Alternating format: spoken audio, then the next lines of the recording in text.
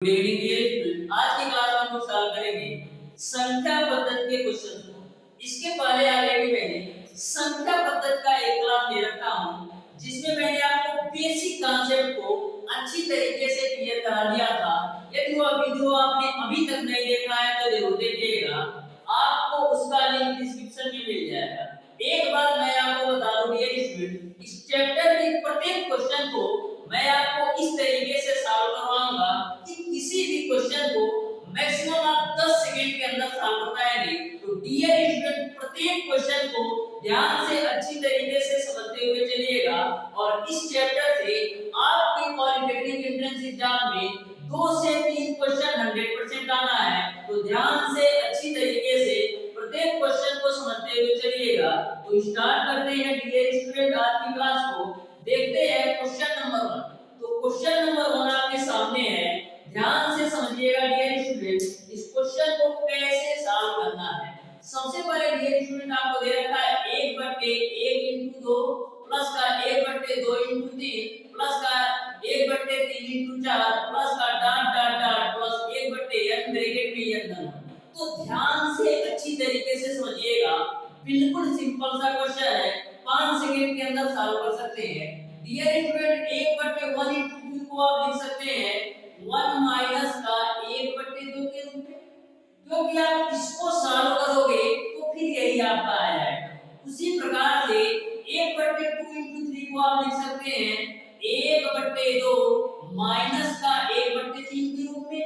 उसी प्रकार से 1/3 * 4 को आप लिख सकते हैं 1/3 माइनस का 1/4 के रूप में। उसी प्रकार से dot dot dot 1/n n धन को आप क्या लिखेंगे 1/n माइनस का 1/n धन।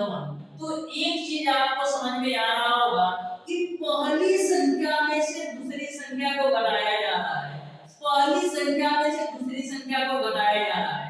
अब देखिए मैं आपको बता भी देता हूं, जब आप 1/2 माइनस का 1/3 को सॉल्व करेंगे तो फिर यही आ जाएगा। देख लीजिएगा ध्यान से, 1/2 माइनस का 1/3, तो 3 और 2 का जो एलसीएम होगा वो आपका 6 होगा।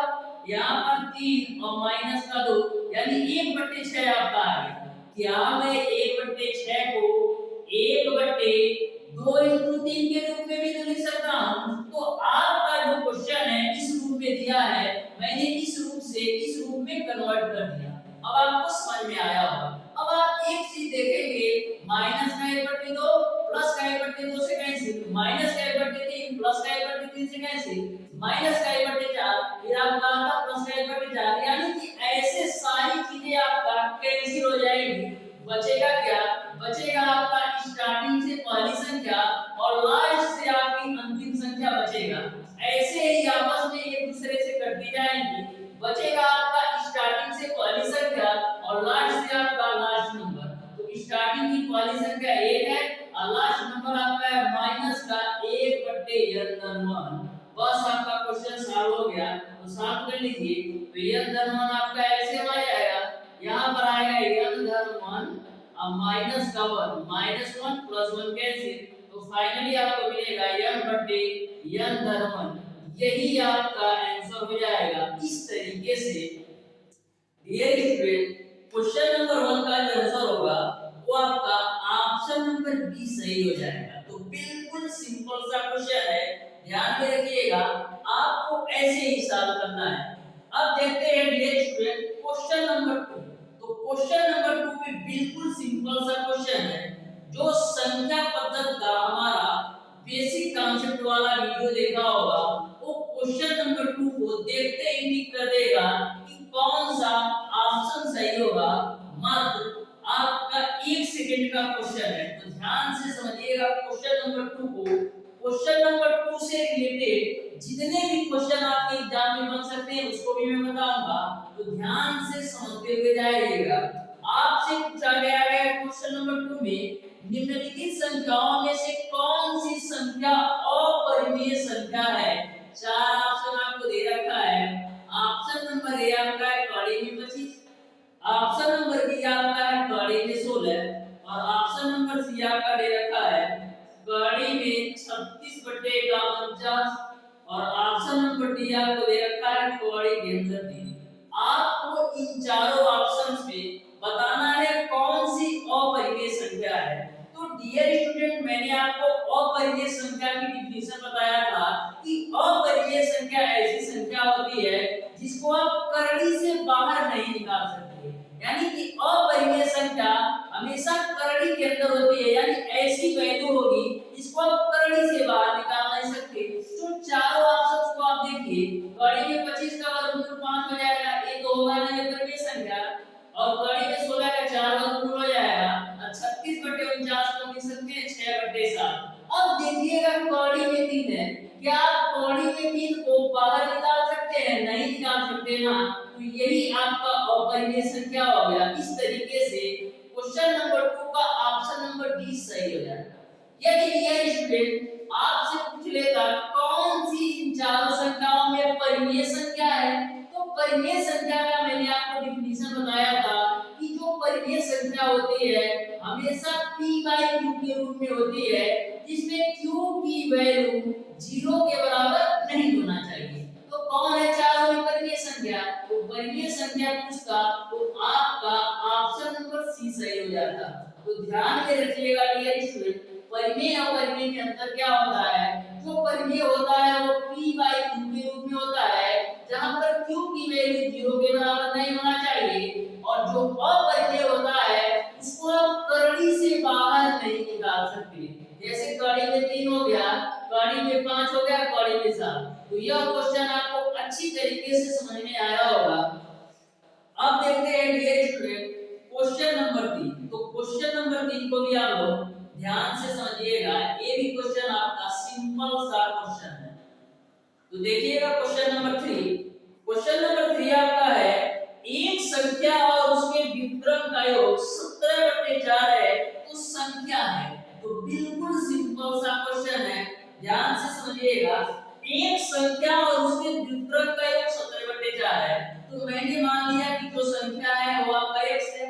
एक संख्या और इसका व्युत्क्रम यानी 1/x, इनका जो योग है वो आपका 17/4 है। तो आपको संख्या बताना है, तो सॉल्व कर लो।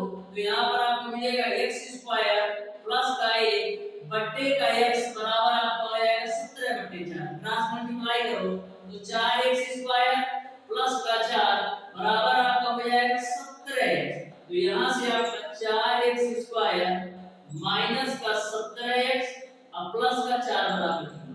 अब आप 4 चौक को 16, तो 16 कम 16 और 16 और 1 17 होता है, तो हम लिख सकते हैं 4x² माइनस का 16x प्लस का x और प्लस का 4 बराबर 0। अब देखिएगा ये आपका हो जाएगा 4x² माइनस का 16x माइनस x और प्लस का 4 बराबर 0। इन दोनों में आपका 4x कॉमन है, तो 4x कॉमन ले लो तो मिलेगा आपको x माइनस का 4।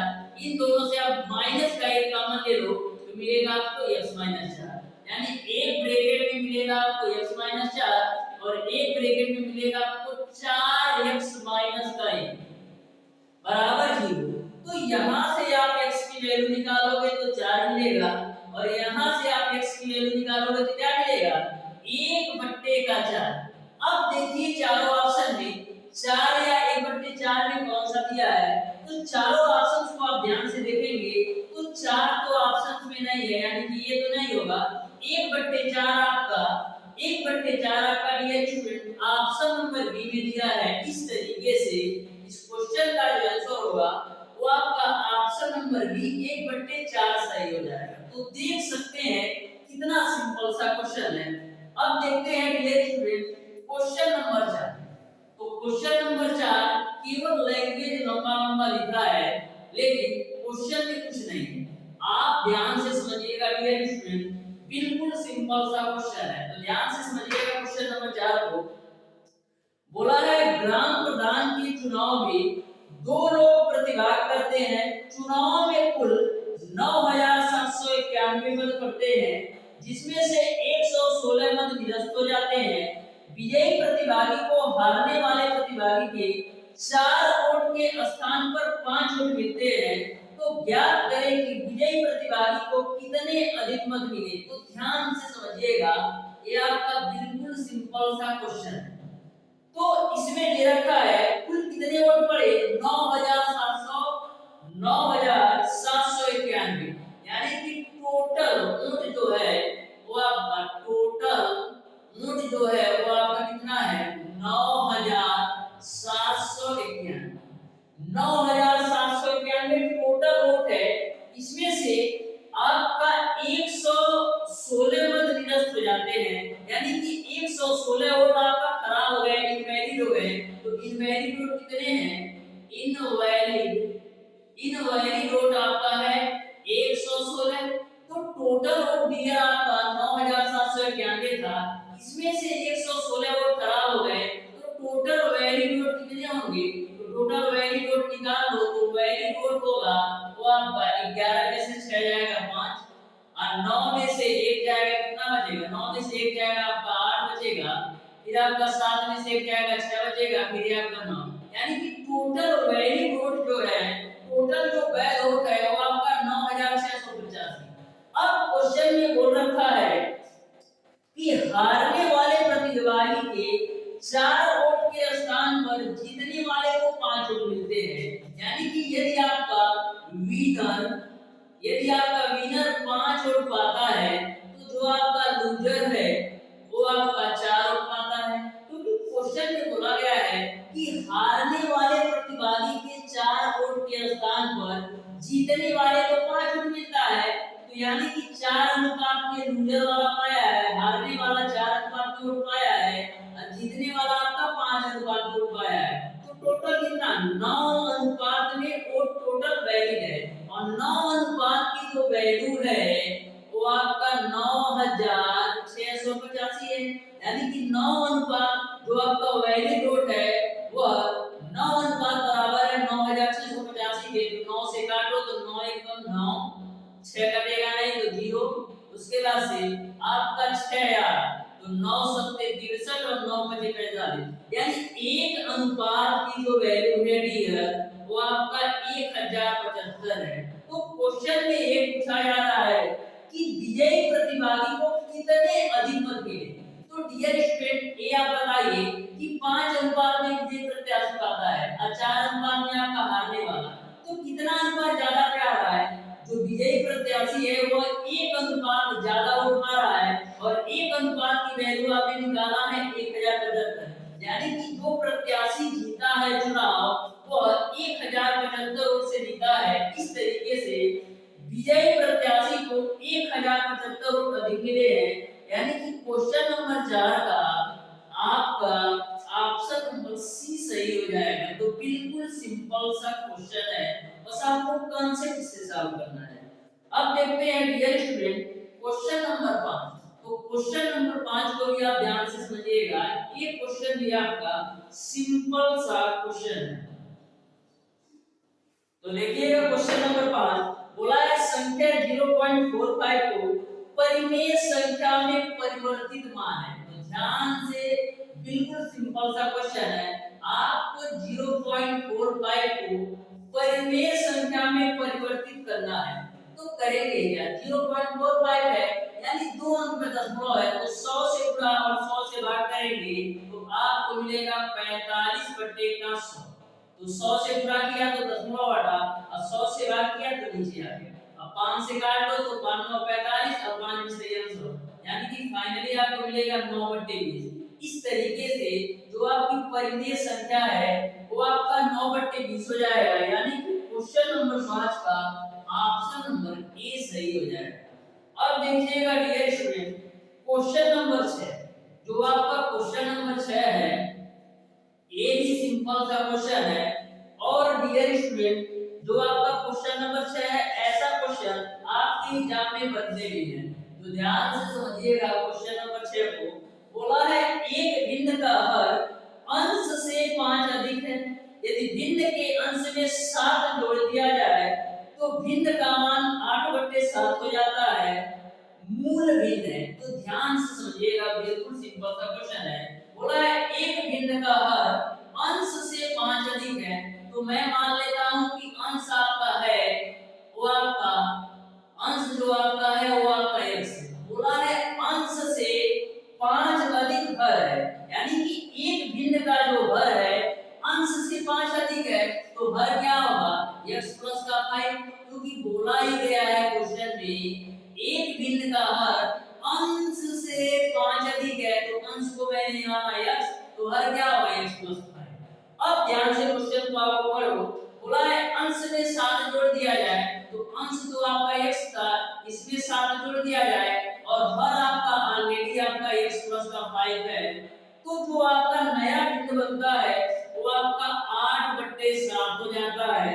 तो आपको मूल भिन्न यानी इसकी वैल्यू बताना है, तो ध्यान से समझना, क्रॉस मल्टीप्लाई करेंगे तो 7x प्लस का 49 बराबर 8x प्लस का 40, यहां से देखना 8x में से 7x x बचेगा और 49 में से आप 40 लगाओगे तो 9, यानी x की वैल्यू आपने निकाल लिया 9। अब x का मान मूल भिन्न में रख दो तो मिल जाएगा क्या 9/14, यानी कि जो आपका मूल भिन्न है वो आपका 9/14 हो जाएगा, यानी कि आपका ऑप्शन नंबर ए सही हो जाएगा। तो बिल्कुल सिंपल सा क्वेश्चन था। अब देखते हैं डियर स्टूडेंट क्वेश्चन नंबर 7। तो क्वेश्चन नंबर 7 को भी आप लोग ध्यान से समझिएगा। जो आपका क्वेश्चन नंबर 7 है इसको सॉल्व करने के दो तरीके हैं और दोनों ही तरीके से मैं आपको इस तरीके से सॉल्व कराऊंगा कि मैक्सिमम आप 10 सेकंड के अंदर दोनों तरीके से क्वेश्चन नंबर 7 को सॉल्व कर पाएंगे। तो ध्यान से समझिएगा। क्वेश्चन नंबर 7 बोला है 300 से 1900 के बीच में ऐसी कितनी संख्याएं हैं जो 8 से पूर्णतया विभाजित हैं। तो ध्यान से समझना है, आपको 300 और 1900 के बीच ऐसी संख्याओं की संख्या बताना है जो 8 से पूर्णतया विभाजित है। तो यानी कि आपको 8 से विभाजित 300 और 1900 के बीच लेना है, लेकिन ध्यान में रखिएगा 300 से कम नहीं होना चाहिए और 1900 से ज्यादा नहीं होना चाहिए। तो देखिएगा 300 को यदि आप 8 से डिवाइड करोगे तो क्या होगा 8 3 24 6 0 और 8 7 56, यानी कि 4 हमारा शेष बच रहा है। यदि मैं 300 को 8 से डिवाइड कर रहा हूं तो 4 शेष बच रहा है, यानी कि यदि हमको 4 और मिल जाता तो वो संख्या पूरा 8 से विभाजित होता है, यानी कि आपका यदि यही संख्या 300 ना होकर के 304 होता तो 8 से पूरा विभाजित होता है। ये हमको कैसे पता चला, मैंने 300 को 8 से डिवाइड किया तो 4 से इसको बच रहा है, यानी कि 4 की कमी है और 4 मिल जाता तो पूरा 8 से विभाजित हो जाता। ये तो आपको समझ में आया। अब बात करते हैं 1900 से कम। तो 1900 को आप डिवाइड करोगे तो 1900 को डिवाइड करोगे तो 8 गुना 16 3 0, फिर 8 3 24 8 7 56, यानी कि 4 कम चाहिए। यहाँ पर की शेषफल आपका 4 बच रहा है, यानी कि 1900 से जो 4 कम वाली संख्या है 1896, ये आपका 8 से पूरा विभाजित है। इस तरीके से आपको पता चल गया कि 300 से और 1900 के बीच जो पहली संख्या 8 से विभाजित है वो आपका 304 है और 1900 के बीच जो पहली संख्या है वो आपका 1896 है। ध्यान में रखिएगा 1900 से आगे नहीं जाना है और 300 से कम नहीं लेना है।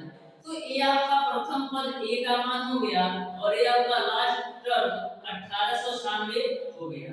अब देखिएगा आपको संख्याओं की संख्या निकालना है ना, तो ये क्या लास्ट टर्म माइनस का first term divided by common difference plus का कॉमन डिफरेंस कितना आएगा, कॉमन डिफरेंस जो आएगा वो आपका 8 का आएगा, यानी पहली संख्या 304 है तो दूसरी संख्या कितना होगा 312, क्योंकि 8 का डिफरेंस आएगा तो यहां से आप निकाल लीजिए n की वैल्यू। तो लास्ट टर्म कितना है आपका 1896 और फर्स्ट टर्म आपका है 304 और कॉमन डिफरेंस कितना है, कॉमन डिफरेंस आपका 8 का है प्लस का 1 टर्म। अब घटाओ 6 में से 4 जाएगा 2, 9 में से 0 जाएगा 9 और 18 में से 3 जाएगा 15 बट्टे का 8 और प्लस का 1। अब काटो तो 8 एकम 8 7 9 8 9 72 8 9 72, यानी कि n की जो वैल्यू आएगी वो आपका 199 प्लस का 1, यानी n का मान आपका हो जाएगा 200। इस तरीके से क्वेश्चन नंबर 7 का जो आंसर होगा वो आपका ऑप्शन नंबर बी सही हो जाएगा। ये तो मैंने एक ट्रिक बताया। अब डियर स्टूडेंट इसी क्वेश्चन को सॉल्व करने का मैं दूसरा तरीका बताता हूं, ध्यान से देखो। देखिए डियर स्टूडेंट, यदि आपको अंतिम पद पता हो और प्रथम पद पता हो तो संख्याओं की संख्या निकालने का फार्मूला होता है l बराबर a plus n minus 1 into one. यहाँ पर लास्ट टर्म आपका है 1896, फर्स्ट टर्म आपका है 304, उसके बाद से प्लस n की वैल्यू निकालना है -1 और कॉमन डिफरेंस यानी d की वैल्यू आपका है, इसी को आप सॉल्व कर लो। तो 1896 में से 304 घटाओगे तो घटाओ 6 में से 4 जाएगा 2, 9 में से 0 जाएगा 9 और 18 में से 3 जाएगा 15 बराबर n माइनस 1 इंटू 8 से काटो तो 8 एकम 8, 8 9 72, 8 9 72 यानी n माइनस 1 बराबर आपका हो जाएगा 199, तो n बराबर 200। तो चाहे आप फार्मूला से सॉल्व करो या इस तरीके से सॉल्व करो, दोनों बार बराबर है। एक तरीके से आप ये कर सकते हैं, इसी फार्मूले का परिवर्तित रूप है यह आपका कांसेप्ट। तो दोनों कांसेप्ट मैंने आपको बता दिया है, जो आपको समझ में आए अच्छी तरीके से, जिसमें आपको लगता है कि बहुत कम समय में 100% एक्यूरेसी के साथ मैं सॉल्व कर सकता हूं, उसको आप सॉल्व कीजिएगा। आप देखते हैं dear student question number 8। Question number 8 भी आपका सिंपल सा क्वेश्चन है, ध्यान से समझिएगा। मैंने बोला ना कि संख्या पद्धति के किसी भी क्वेश्चन को 10 सेकंड से ज्यादा नहीं लगेगा, तो 10 सेकंड से ज्यादा नहीं लगेगा, ये मैं आपको गारंटी देता हूं। बस ध्यान से आपको प्रत्येक क्वेश्चन का सॉल्यूशन देखते जाना है। मैं आपको समझा रहा हूं इसलिए थोड़ा टाइम लग सकता है, लेकिन एक से दो बार आप कैलकुलेट कर लीजिए, किसी भी क्वेश्चन को 10 सेकंड से ज्यादा नहीं लगना है। तो ध्यान से समझिएगा क्वेश्चन नंबर 8 को। क्वेश्चन नंबर 8 में बोला गया है कि 100 से 1000 के बीच 5 से विभाज्य सभी संख्याओं का योग है। तो आपको योग निकालना है, तो ध्यान से समझना, आपको 100 और 1000 के बीच 5 से विभाज्य सभी संख्याओं का योग निकालना है। तो सबसे पहले तो हमको संख्याओं की संख्या पता होना चाहिए। तो संख्याओं की संख्या निकालने के लिए करेंगे क्या, 100 और 1000 के बीच देखना है। तो 100 को तो लेना नहीं है, तो पहली संख्या जो आएगा वो आपका आएगा 105। 5 से विभाज्य होने वाली पहली संख्या आपका 105 आएगा। अब आपको 1000 के ऊपर नहीं जाना है, 1000 के अंदर ही लेना है, यानी कि जो अंतिम संख्या होगी 5 से विभाज्य होने वाली वो आपका होगा 900। अब मैंने आपको बताया था कि संख्याओं की संख्या निकालने का फार्मूला है वो आपका लास्ट टर्म माइनस का first term divided by common difference और प्लस का लास्ट टर्म है डियर आपका 995 और फर्स्ट टर्म आपका है डियर 105 और डिवाइडेड बाय कॉमन डिफरेंस कितना आएगा 105 है तो फिर 110 आएगा, फिर 115 आएगा, यानी कॉमन डिफरेंस 5 है, प्लस का 1 आप कर दो। अब देखो 995 में से 105 घटाओ तो 0, 9 में से 0 जाएगा 9, 8 9 में से 1 जाएगा 8 बट्टे का 5 और प्लस का 1 सॉल्व करो तो 5 एकम 5 3 9 5 सते 35 फिर 5 40 यानी कि 179 और प्लस का 1 179 प्लस का 1 कितना आएगा 178 प्लस का 1 यानी 179, यानी कि जो टोटल संख्या आपको निकली वो आपका 179। अब देखिएगा आपको संख्याओं का योग निकालना है ना, तो संख्याओं का योग बराबर यस बराबर होता है n/2 a प्लस। यह फार्मूला कब अप्लाई होता है जब आपको पहली संख्या और अंतिम संख्या पता हो। जब आपको पहली संख्या और अंतिम संख्या पता हो तो संख्याओं का योग का फार्मूला n/2 a प्लस ये मैंने आपको जब बेसिक कॉन्सेप्ट बताया था संख्या पद्धति का, तभी मैंने आपको क्लियर कर दिया था। अब देखिएगा n की वैल्यू कितना है 179 डिवाइडेड बाय 2, a की वैल्यू डियर आपका है 105 और प्लस का लास्ट टर्म आपका है 995। अब सॉल्व कर लो तो ध्यान से समझना डियर, बिल्कुल सिंपल से क्वेश्चन है। अब देखो ये आपका 179 डिवाइडेड बाय 2, इन दोनों को जोड़ो 105 और 995 तो ये आपका आएगा 11। एस की वैल्यू है 2 से काटो तो 2 5 10 2 5 10 यानी 550, तो एस बराबर आ जाएगा 179 गुणे 550। अब 179 का 550 में गुणा कराओगे तो आपको मिलेगा 98,450। यही इसकी वैल्यू हो जाएगा। इस तरीके से क्वेश्चन नंबर 8 का जो आंसर होगा वो आपका ऑप्शन नंबर ए सही हो जाएगा। तो ये भी क्वेश्चन आपका सिंपल सा क्वेश्चन था, ध्यान में रखिएगा कैसे आपको कॉन्सेप्ट लगाना है। अब देखते हैं डियर स्टूडेंट क्वेश्चन नंबर 9। तो क्वेश्चन नंबर 9 में ध्यान से समझिएगा, केवल इस क्वेश्चन में क्वेश्चंस के लैंग्वेज में आपको घुमाया है, लेकिन क्वेश्चन में कुछ नहीं है, बस आपको ध्यान से समझना है कि इस क्वेश्चन को आप कैसे सॉल्व कर पाएंगे। बोला है जब किसी संख्या को 56 से भाग देते हैं तो शेष 29 प्राप्त होता है। यदि इसी संख्या को 8 से भाग दे तो शेष बचेगा। तो कुछ नहीं करना डियर स्टूडेंट, बोला ना कि 29 प्राप्त होता है, शेष 29 प्राप्त होता है, तो डायरेक्ट आप करो क्या, 29 को ही आप 8 से डिवाइड कर दो, कितना शेष बचेगा, 5 शेष बचेगा। यही आपका आंसर है। बस ध्यान रखना जितना शेषफल है, जैसे इस क्वेश्चन में 29 शेषफल था ना, तो 29 को ही आप 8 से डिवाइड कर दो तो 8 3 24 यानी 5 शेषफल बचेगा। यही आपका आंसर हो जाएगा। इस तरीके से क्वेश्चन नंबर 9 का ऑप्शन नंबर बी सही हो जाएगा। तो बिल्कुल सिंपल सा क्वेश्चन था। अब देखते हैं डियर स्टूडेंट क्वेश्चन नंबर 10। तो क्वेश्चन नंबर 10 को आप ध्यान से देखेंगे तो क्वेश्चन नंबर 10 में डियर स्टूडेंट ऑलरेडी आपको फार्मूला दे रखा है, बस आपको अच्छी तरीके से क्वेश्चन को समझना है। यदि आप अच्छी तरीके से क्वेश्चन को समझ गए तो फार्मूला सारी चीजें आपको क्वेश्चन पे दे रखा है।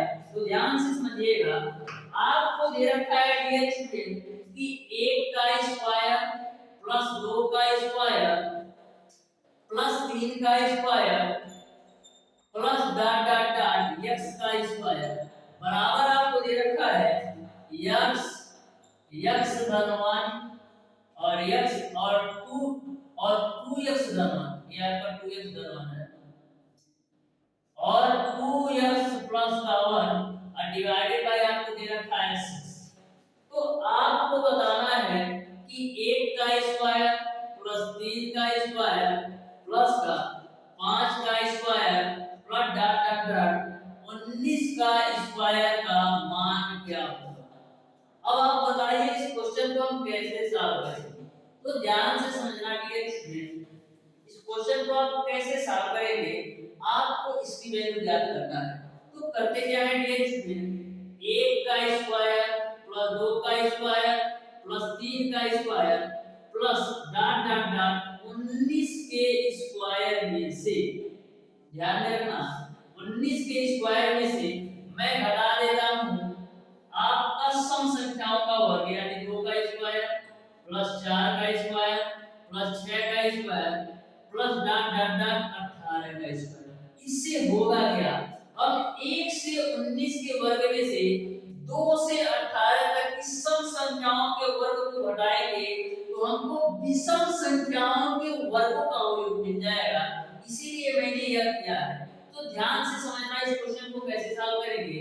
तो आपको पता है कि संख्याओं के वर्गों का योग जो फार्मूला है यही होता है, बस होता क्या है, x के जगह यूनिट करते हैं तो आप n धन 1 2n धन 1 n धन 1 एक ब्रैकेट में आपका होता है 2n धन 1 और डिवाइडेड बाय 6 का यह फार्मूला तब अप्लाई करना है जब प्राकृतिक संख्याओं के वर्गों का योग निकालना है।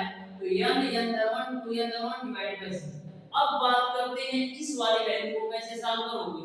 तो करते क्या है डियर स्टूडेंट, इसमें मैं 4 कॉमन ले लेता हूं, यदि 2 का स्क्वायर बराबर 4 कॉमन ले लेंगे तो आपको मिलेगा 1 का स्क्वायर प्लस का 2 का स्क्वायर प्लस का 3 का स्क्वायर प्लस का डॉट डॉट 9 का स्क्वायर आपको मिल जाएगा।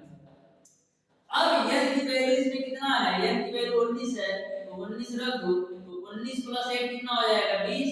अब 19 गुना 38 और 1 कितना हो जाएगा 39 और बट्टे 6 है तो 6 रख दो माइनस 4 कर दो। अब देखना ये आपका 1 से 9 तक की संख्याओं का वर्ग निकालना है, तो यहां पर भी आप फार्मूला लगा दो n धन 1 2n धन 1 और डिवाइडेड बाय आपका हो जाएगा 6। यहाँ तक किसी को कोई दिक्कत नहीं। अब काट लो तो 2 दाएं 20 और 2 दिया 6, फिर 3 से काटोगे तो 13 दिया 39, तो आपको मिलेगा 19 गुणे 130, यहाँ से मिल जाएगा। अब माइनस का 4, यहाँ पर आप n की वैल्यू कितना लेंगे, n की वैल्यू आप 9 लेंगे, तो 9 और 9 1 10 गुणे 9 दूना 18 19 और बटे का आपका हो जाएगा 6। तो आप पहले 2 से काटो, 2 दिया 6, 2 बचे 10, फिर ये आपका हो जाएगा 3 तरीका। अब देखो 19 का 130 में गुणा कराओ तो 0 होगा, फिर आपका 19 दिया 57 को 7, 19 से कम 19 और 5 कितना होगा 24, यानी 2470 आएगा। माइनस का 4 गुणे यहाँ पर 3 बचे 15, 15 गुणे 19 का कितना होगा 19 दरिया 190 और 19 बचे 95, 15 गुणे 19 कराओगे, 15 गुणे 19 कराओगे तो कितना मिलेगा 15 दरिया में 19, 15 दरिया में 150 हो गया। अब 15 नवा कितना हो जाएगा आपका 135, तो मिलेगा आपको 5 5 3 8 1 2, यानी कि आपको मिलेगा 285, तो ये आपका हो जाएगा 285। अब देखना 4 गुणे 285 करो तो 4 गुणे 285 ये आपका 2470 है, तो 2470 ले लो, माइनस का 4 गुणे 285 तो 4 बचे 20 को 0, फिर 4 बटे 32 तो 34 को 4 3 80 और 4 दूना 8 3 11, ये अब भगा दो इसको, तो देखो 0 में से 0 जाएगा 0, 7 में से 4 जाएगा 3 और 4 में से 1 जाएगा 3 और 2 में से 1 जाएगा 1, यानी फाइनली जो आंसर आएगा वो आपका 1330 आएगा। इस तरीके से क्वेश्चन नंबर 10 का ऑप्शन नंबर ए सही हो जाएगा। बस कैलकुलेशन आपको फास्ट करना है और इस तरीके से कैलकुलेशन करना है कि कहीं भी मिस्टेक नहीं होना चाहिए। अब देखते हैं डियर स्टूडेंट क्वेश्चन नंबर 11। तो क्वेश्चन नंबर 11 तो आप 5 सेकंड के अंदर उड़ा सकते हैं, क्योंकि मैंने आपको यूनिट डिजिट का कांसेप्ट बताया था बेसिक कांसेप्ट में।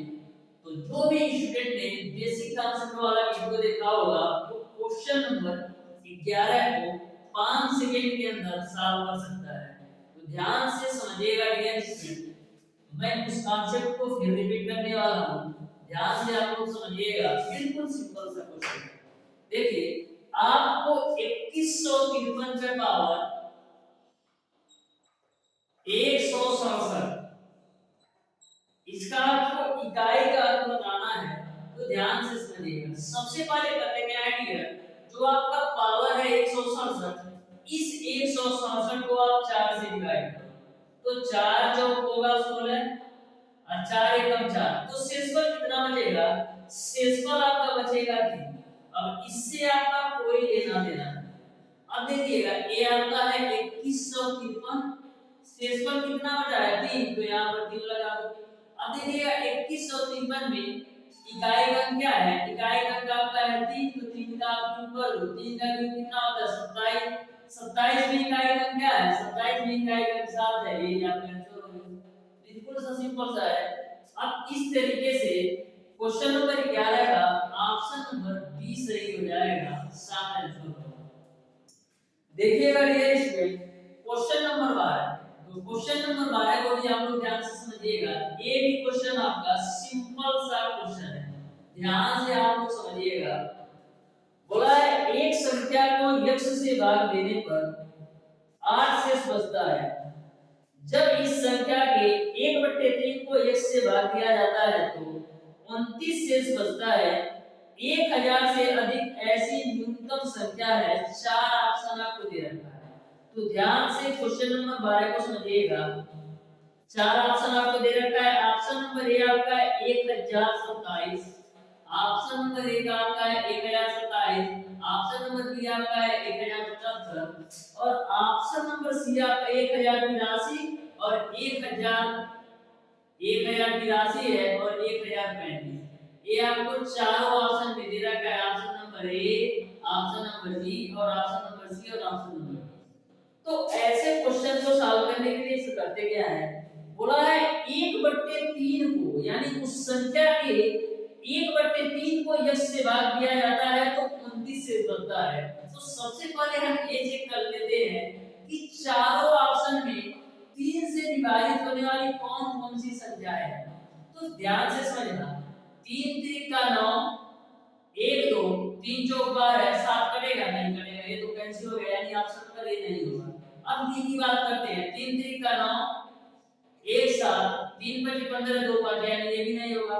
इसको देखो, 3 3 का 9, 3 6 का 18, 3 1 का 3, यानी आपका ऑप्शन नंबर सी होगा। डी को भी चेक कर लो, तो 3 3 का 9 और 3 चौक 12, 3 5 15, यानी या तो आपका ऑप्शन नंबर सी होगा या तो ऑप्शन नंबर डी होगा। अब डियर स्टूडेंट, दो ही ऑप्शन आपके बचे हैं, दो तो मैंने एलिमिनेट कर दिया। अब देखिएगा, दोनों को आप ध्यान से देखेंगे तो बोला है 1/3 से भाग देने पर, x से भाग देने पर 8 से जुड़ता है। पहले स्टेप में आइए, x से भाग देने पर 8 से जुड़ता है, तो सबसे पहले आप 3 से सबसे पहले आप करिएगा 1083 में से आप 8 घटा दो और आपका 1035 से में से 8 घटा दो। क्यों? क्योंकि दो ही ऑप्शन होगा, या तो ऑप्शन नंबर सी होगा या तो ऑप्शन नंबर डी। तो सबसे पहले मैंने 8 से 100 बच रहा था, तो दोनों संख्याओं में से मैंने 8 घटा दिया, तो यहाँ पर आपको मिलेगा 1075 और यहाँ पर आपको मिलेगा 1027। अब डियर स्टूडेंट, मैंने आपको कैलकुलेशन किया है तो देखा है कि जो आपका 1027 है वो 79 से पूरा पूरा विभाज्य है, लेकिन जो आपका 1075 है वो 79 से पूरा पूरा विभाज्य नहीं है। इस तरीके से इस क्वेश्चन का जो आंसर होगा वो आपका ऑप्शन नंबर डी सही हो जाएगा। तो ध्यान में रखिएगा, आपको ऑप्शन से ही सॉल्व करना है, बेसिक से जाएंगे तो बहुत ज्यादा टाइम लगेगा। अब देखते हैं डियर स्टूडेंट, क्वेश्चन नंबर दे रहे हैं, तो क्वेश्चन नंबर 13 को आप ध्यान से समझो। बोला है 80 का अभाज्य गुणनखंड क्या होगा। तो अभाज्य गुणनखंड होता क्या है डियर स्टूडेंट? अभाज्य गुणनखंड आपका ऐसा होता है, आपको ऐसी संख्याओं के बीच 80 का गुणनखंड करना है जिन संख्याओं के बीच कुछ भी कॉमन ना हो, एक को छोड़कर। तो आपको 80 का ऐसे गुणनखंड करना है कि उन संख्याओं के बीच कुछ भी कॉमन ना हो, एक को छोड़कर। तो 80 को हम क्या लिख सकते हैं, 2 गुणे 2 गुणे 2 गुणे 2 गुणे 5 के।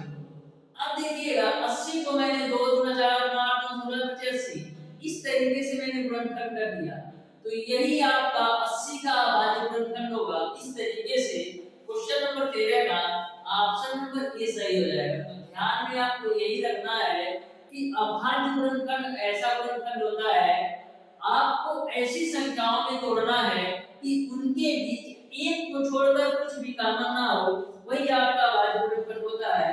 अब देखते हैं डियर स्टूडेंट क्वेश्चन नंबर 14। तो क्वेश्चन नंबर 14 को ध्यान से समझिएगा।